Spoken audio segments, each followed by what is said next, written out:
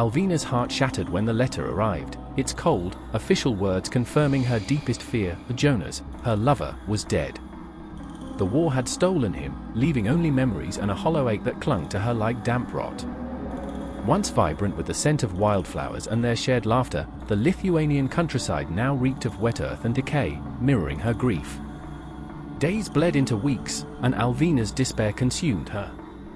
She stopped eating, the taste of ash coating her tongue as food turned to dust in her mouth.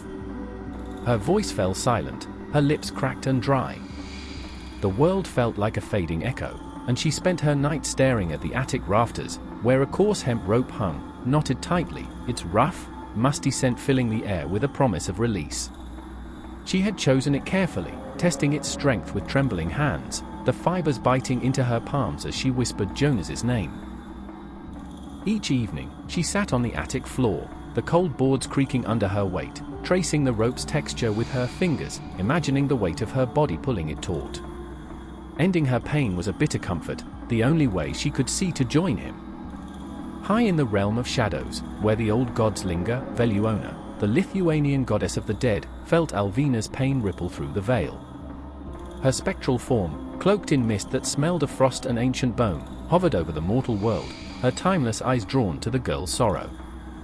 Veliuona, guardian of souls, knew loss intimately, having guided countless lovers to the underworld. Alvina's grief, sharp and raw as she sat with her rope, stirred a rare pang of pity in the goddess's eternal heart. She could not undo death, but she could bend its rules, for a price. As twilight draped the fields, Veliuona descended, weaving her essence into the form of an old woman named Ona. Her weathered face carried the musty scent of forgotten crypts, and her eyes glinted like polished obsidian. She knocked on Alvina's door, the air thickening with the sharp tang of ozone, making the fire sputter. "Child," she said, her voice a low hum, like wind through pine needles, carrying a faint metallic aftertaste. "Your sorrow calls to me. I am a servant of Veliuona, goddess of the dead. She has seen your pain, your nights with that rope, your heart's cry for him, and offers you a chance to see him again. But the path is perilous, and the cost is your soul's rest." Alvina, hollowed by grief, tasted salt on her lips from silent tears, her fingers still raw from the rope's coarse embrace. She nodded, her tongue dry with desperate hope. Ona's instructions were strange, almost sacred: sacrifice a black cock, draw a pentagram with its blood under the open sky, and place 5 black candles at its points. "Light them at dusk," Ona said, her gaze unyielding. "Veliuona will hear your plea, but her gifts bind forever. Choose wisely." Ona vanished into the dusk, her form dissolving into mist that left a bitter scent of myrrh lingering. Alvina's hands trembled as she set aside her plans for the rope, its scent still clinging to her skin, and prepared the ritual. The air grew thick with the coppery stench of the black cock's blood as she slit its throat, the warm, sticky liquid coating her fingers, its iron tang sharp in her nose as she traced the pentagram on the frost-bitten ground outside her home. The 5 black candles, waxy and smelling faintly of charcoal, flickered against the evening wind, their flames steady, as if blessed. She lit them, the sulphurous bite of the match stinging her nostrils.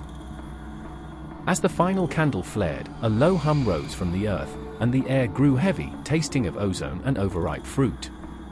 Alvina whispered a prayer to Veliuona, her lips tingling, and retreated inside, her heart heavy with longing, the attic's pool replaced by a flicker of hope.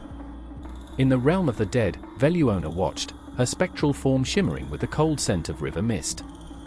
The pentagram glowed under her gaze, a bridge between worlds. She whispered to the shades, her voice carrying the rustle of dry leaves, calling Jonas's soul from the depths. His spirit stirred, bound by love but tethered to her will. "Go to her," Veliuona intoned, her words laced with the chill of frost, "but you cannot stay unless she joins you in my domain." The house was silent, save for the creak of floorboards and the distant howl of wind, carrying the musky scent of damp fur. Alvina sat by the window, the cold glass against her cheek smelling faintly of dust, her fingers still faintly scented with hemp. The pentagram pulsed under the moonlight, its bloody lines gleaming like wet ink. At midnight, a rhythmic thud broke the stillness, hooves on frozen earth, accompanied by the rich, earthy smell of turned soil. Alvina's heart surged with a bittersweet ache. She rushed to the window, and there, in the darkness, stood a horse, black as midnight, its breath steaming with a faint, unnatural sweetness. Astride it sat Jonas, summoned by Veliuona's power. He was as she remembered, broad-shouldered, with dark hair falling over his brow.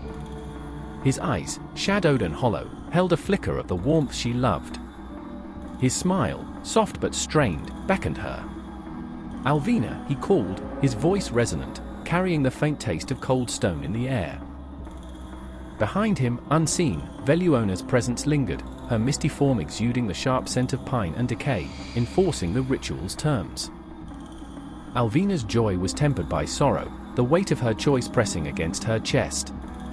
She ran outside, her bare feet crunching on frost that stung like needles, the air heavy with the pentagram's lingering blood scent. The candles were gone, their wax melted into the earth, leaving a faint smoky aftertaste. Jonas extended a hand, and she took it, his grip cold as river clay, smelling faintly of leather and loss. She climbed onto the horse, her body pressed against his, the chill of his form seeping into her bones. In his arms, she felt the echo of their love, but also the truth, he was no longer of this world. The horse moved, its hooves silent, gliding over the ground, the air thick with the cloying scent of unseen blossoms. They rode into the night, the landscape blurring into a haze, the wind carrying the sharp tang of pine and the distant salt of the sea. Alvina clung to Jonas, her tears tasting of salt and grief as she whispered, "I can't live without you." The whispers. Veliuona's voice, chanting in a tongue older than time, tasting like dust on her tongue, grew louder, weaving their names into a dirge. The forest closed around them, its trees tall and silent, their bark rough under her fleeting touch, smelling of moss and resin. In Jonas's arms, Alvina made her choice, to die where she felt whole, entwined with him, rather than return to the attic's rope. Veliuona followed, her presence a shadow, her breath a cold mist that tasted of iron and frost. She had granted Alvina's wish, but the goddess of the dead claimed her due. As the horse carried them to the old cemetery, Alvina's breath slowed, her heartbeat fading against Jonas's silent chest. Veliuona's power sealed their path, binding their souls to the earth with the scent of freshly turned soil. Alvina's final breath was a sigh, her body slumping in Jonas's arms, her choice complete. When dawn broke, the village woke to silence, the air heavy with the damp scent of morning dew. Alvina's house stood empty, the door ajar, the attic rope untouched, its hemp scent fading. In the old cemetery, where lovers once whispered under yew trees heavy with the bitter smell of sap, the townsfolk found a fresh grave, unmarked and smooth, exuding a faint, sweet decay. No one spoke of it, but the elders crossed themselves, murmuring prayers to Veliuona, her name tasting like ash on their lips. Some heard hoofbeats in the night, accompanied by the musky scent of horseflesh, or saw a black horse vanish into mist that smelled of frost. Others glimpsed Alvina's face in the river's reflection, her eyes heavy with sorrow, forever bound to her love. In the deepest hours, when the wind carried a mournful wail, redolent of wildflowers and earth, the villagers locked their doors, sensing Veliuona's unyielding gaze. For Alvina and Jonas, joined by love and claimed by death, the night was eternal, tragic forever, scented with blood and frost, sealed by Veliuona's ancient power, where Alvina chose to die in the cold embrace of her lost love.